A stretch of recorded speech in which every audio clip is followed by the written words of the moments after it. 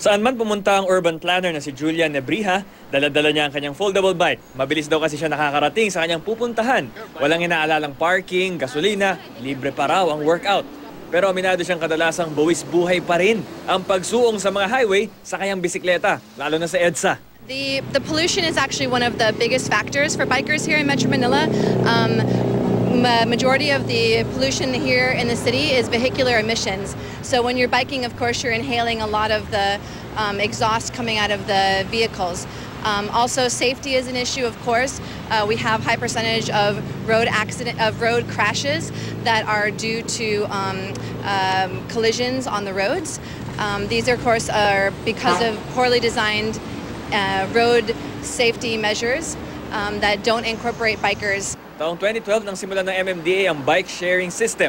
Pwede manghiram ng bisikleta para magamit sa iba't ibang mga bike lane na binuksan ng pamahalaan.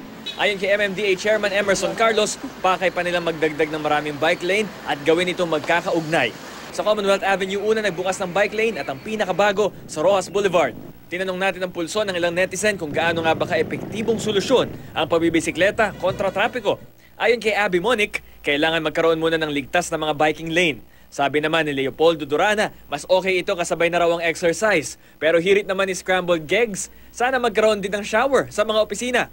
Sa tweet naman ni Laking Kalye, naniniwala siyang kung wala ring disiplina ang mga nagbibisikleta, hindi rin ito solusyon.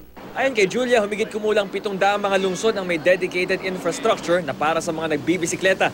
Bukod sa hindi raw ito magastos, kaya rin daw itong tutukan at gawin agad-agad. They are relatively low cost compared to things like rail or new infrastructure, and they are quick to implement and they provide fast impact. So these are the kind, bicycles is a home run. Bicycles is our absolute home run solution for the city because majority of people also know how to bike. Bam Alegre, GMA News.